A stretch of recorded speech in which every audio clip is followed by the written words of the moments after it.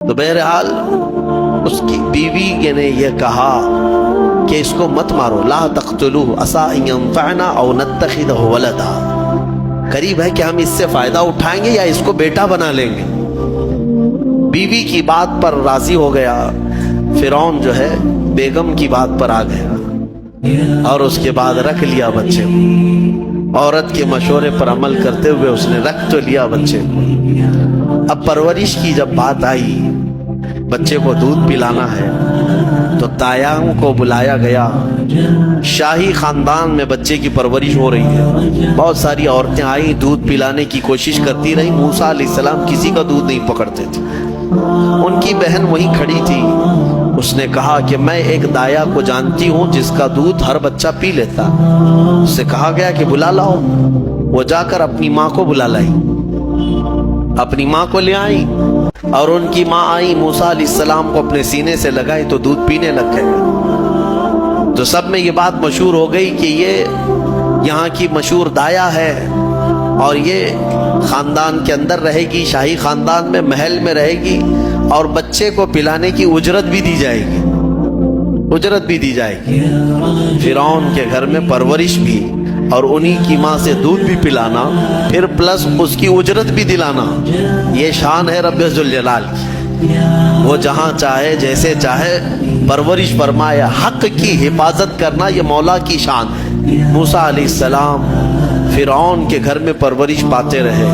جب آپ کی عمر 2 سال کے قریب کی ہوئی، فرعون اور اس کی بیوی بیٹھے ہوئے تھے۔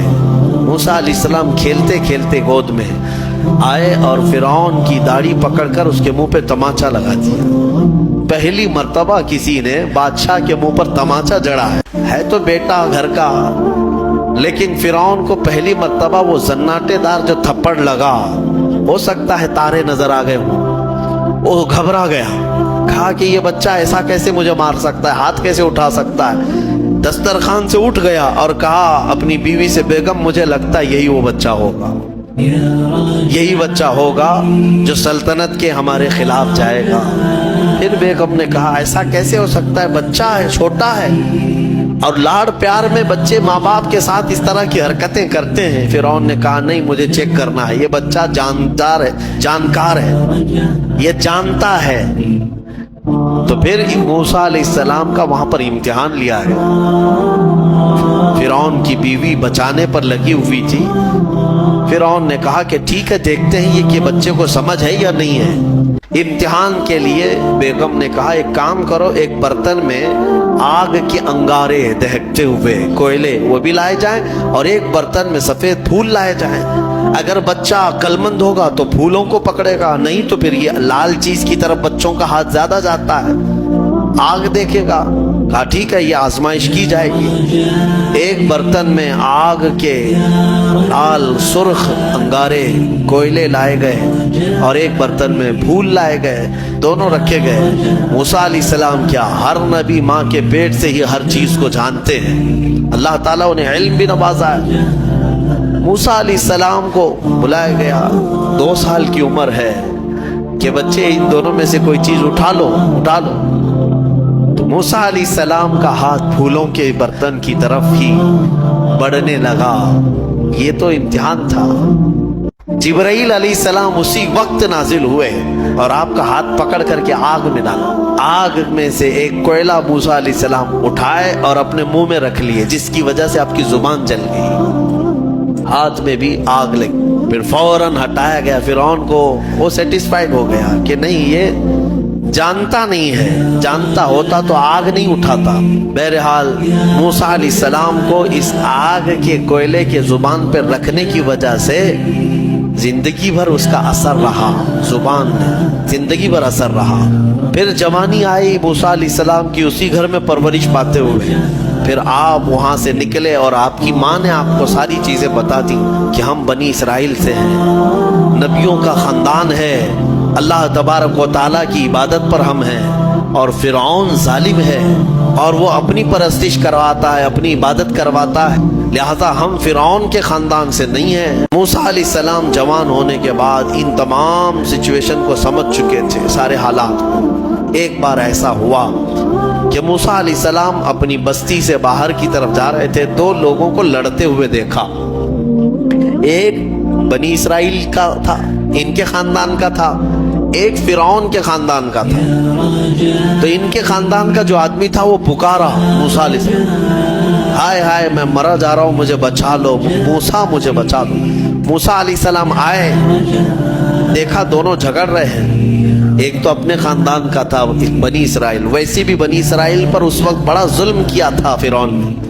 تو موسیٰ علیہ السلام نے موقع پاتے ہی، یعنی وہ فرعونی تھا، ایک گھونسا لگایا اس کو، ایک گھونسا اس کو لگایا، وہ زمین پہ گرا اور مری گیا، ختم ہی ہو. نبی کا پنجہ لگایا، نبی کے ہاتھ سے ایک مار کھایا اور مر گیا. کہ ایک گھونسا لگایا اور اس کا کام تمام کر دیا موسیٰ علیہ السلام.